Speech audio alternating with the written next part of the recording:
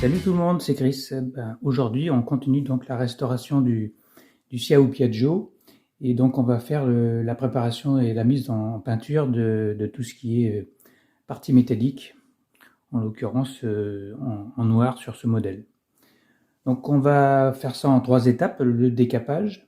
Ensuite, on aura le ponçage et le masticage. Et puis ensuite, on a la mise en peinture. Alors, pour le plus gros du décapage, moi j'utilise des brosses en laiton. Donc, j'ai différents modèles, du plus petit au plus grand. Donc je commence par la plus grande ici, là, celle-ci. Et puis après, je passe sur celle-ci. Et après, dans les petits recoins, je vais soit avec ça, soit avec la toute petite. Voilà. Et puis, je fignole aussi avec la brosse laiton. Et si c'est vraiment de la rouille très dure, de la brosse avec de l'acier. Voilà. Brosse métallique acier. Une perceuse. Et puis voilà. Donc là, j'ai passé un petit peu partout. J'ai dégrossi, hein, j'ai enlevé toute la crasse, le plus gros de la rouille. Donc on va procéder donc au décapage avec aussi de la paille d'acier.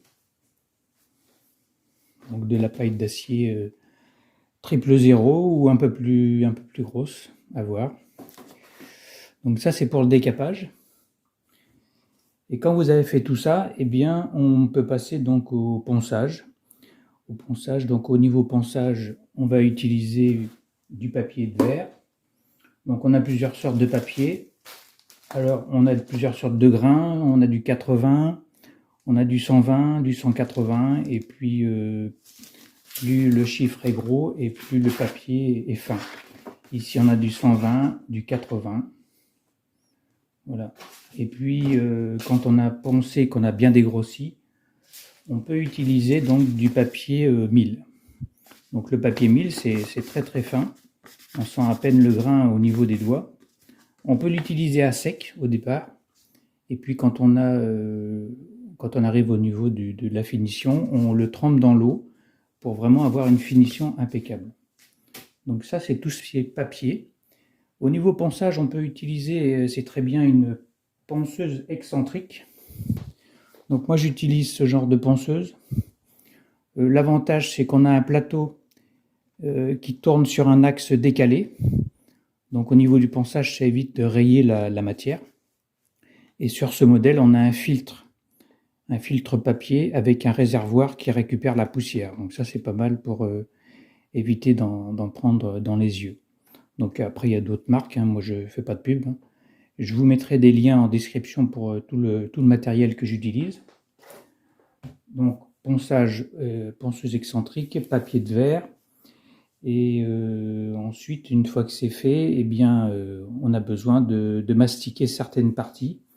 Donc on utilise donc un mastic de carrossier. Donc au niveau du mastic, ça se présente comme ça. C'est une espèce de pâte grise avec un flacon de durcisseur. Et on en met 1 à 2% suivant les produits. Voilà, vous mélangez bien. Et puis après, vous appliquez une couche d'enduit. Il y a deux sortes d'enduit. Il y a un enduit pour une épaisseur de 1 ou 2 mm ou plus. Et puis après, vous avez un enduit de finition qui est très très fin. Et puis on passe ça avec une petite spatule. Et puis voilà, le tout c'est de ne pas en mettre de trop. C'est de reboucher tout ce qu'il faut. Et puis après, on reponce tout le temps et on finit au papier à l'eau pour avoir une finition impeccable. Voilà, donc là, on a préparé toutes nos pièces. Et puis on va passer donc à la dernière étape, la mise en peinture, qui est la partie la plus compliquée, on va dire, puisque il faut vraiment avoir des conditions optimum, surtout quand on travaille à la maison, dans le jardin. Moi, je vous conseille de travailler à l'extérieur, donc il faut un temps plutôt sec, hein, et sans vent, dans un endroit sans poussière aussi. Donc vous installez sur des tréteaux ou un petit établi amovible, comme je le fais moi-même. Et puis vous commencez donc par la sous-couche anti-rouille. Donc ça se présente comme ça. Pareil, je fais pas de pub, hein, c'est de la peinture. Ça, c'est de la peinture en centre auto qui est bien. Et surtout au niveau de la peinture anti-rouille, on a vraiment une bonne qualité. et elle s'étale vraiment très bien. Pour l'étaler, donc vous avez le choix, soit directement appuyer sur le petit bouton au-dessus. Alors ça peut être un peu handicapant au niveau des doigts au bout d'un moment. Faut appuyer assez fort, assez longtemps. Donc vous avez éventuellement une poignée qui se présente comme ça et qui se clipse sur à peu près toutes les bombes. Voilà. Et là, vous avez un pistolet. Donc, quand vous appuyez sur la gâchette, ça appuie.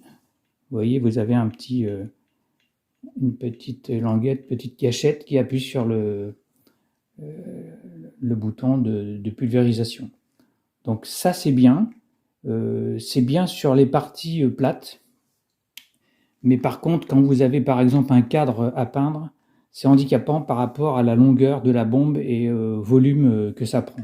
Donc quand vous tournez, quand vous pivotez, il y a un risque de toucher la matière qu'on peint avec la bombe. Donc c'est plutôt à privilégier sur des surfaces plates, étalées sur un établi par exemple. Mais franchement, c'est pas mal. Donc je vous mets le lien en description pour le matériel. Voilà. Donc ça, c'est la peinture. Donc, ah oui, j'ai oublié de parler de l'hygrométrie. Alors, quand vous êtes à l'extérieur, très important, vérifiez l'hygrométrie. Vous mettez un hygromètre comme ça, hein, qui vous donne l'hygrométrie dans l'air. Donc, c'est le taux d'humidité qu'on peut avoir dans l'air. Donc là, on est en intérieur, donc forcément, on est plutôt sec, sachant qu'on a un peu de chauffage. La difficulté de la peinture, c'est qu'on arrive, donc on est dans l'hiver, donc le temps est pas terrible. Moi, j'ai fait tout ça juste avant. J'ai profité des derniers beaux jours pour le faire. Vous voyez, l'hygrométrie change à mesure que, par exemple, ça doit être mes mains qui apportent de l'humidité. Voilà. Moi, je vous conseille une hygrométrie en dessous de 75. En dessous de 75, c'est bien. Voilà. Au-dessus, vous risquez d'avoir des réactions chimiques, des cloques. Voilà, ça c'est important de vérifier l'hygrométrie avant d'attaquer la peinture. Donc vous posez l'hygromètre près de l'endroit où vous allez peindre, et puis vous attendez que ça se stabilise. Et voilà, par exemple 73%, c'est parfait pour peindre. Voilà, donc j'ai parlé de l'hygrométrie, pas de poussière, pas de vent. De quoi on peut parler d'autre? Oui, avant de peindre, je vous ai pas dit, il faut dégraisser toutes les pièces. Alors pour dégraisser, le top, c'est d'avoir un produit comme ça. Donc ça, c'est un dégraissant lent. C'est un dégraissant pour carrossier. Par contre, au niveau du prix, ça pique un petit peu. Mais bon, ça fait longtemps, le bilan fait longtemps. Donc vous avez ça en priorité. Après, vous avez un truc qui est bien. Bon, le White Spirit, c'est pas mal. Mais vous avez l'essence F. L'essence F, donc, dégraisse les métaux. Donc ça, c'est un produit qui sent pas trop et qui est vraiment efficace, que je vous conseille. Voilà, donc tous ces produits, je vous les mets en description. Et puis après, voilà, je vous montre un peu les étapes de la peinture en vidéo. Et puis, on voit le résultat final à la fin.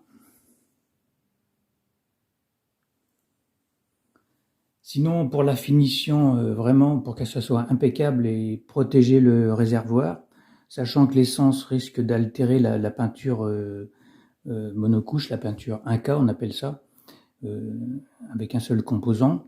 Donc voilà, la peinture 1K, c'est ça, c'est la peinture que vous trouvez dans les magasins voilà, de bricolage. Et donc, si vous voulez passer un produit final, c'est le vernis bicomposant. Donc ça, c'est vraiment le produit adéquat, surtout sur un réservoir. Voilà, ça c'est un brillant 2K. 2K, ça veut dire bicomposant. Vous avez une résine et un durcisseur. Alors c'est une bombe un peu spéciale puisque vous avez donc le bouton pour pulvériser, mais vous avez aussi une gâchette en dessous. Donc avant de vous en servir, il faut appuyer sur cette gâchette. Et là, ça mélange les deux composants. Vous brassez bien la bombe pendant 2 ou 3 minutes. Et donc avec ça, vous avez un vernis de finition bicomposant qui résiste à tous les carburants, essence et tout ça. Donc au niveau du réservoir, moi je vous le conseille vivement. Et puis une fois que vous êtes parti, éventuellement un Siao, c'est pas trop gros, donc vous pouvez en passer une couche fine un peu partout. Et avec ça, vous êtes tranquille. La peinture ne va pas bouger. Il faut être méticuleux parce que vous avez vite fait de faire de la peau d'orange, par exemple, si vous en mettez trop. Hein. Il faut travailler par fines couches et puis pulvériser, croiser les couches si possible, de façon à avoir une finition impeccable et un tendu impeccable. Je vous avais déjà fait une vidéo sur peindre un rétroviseur, une coque de rétroviseur, que je vous invite à aller la voir. Il y avait aussi des idées sur le même sujet. Voilà, donc je vous montre un peu tout ça.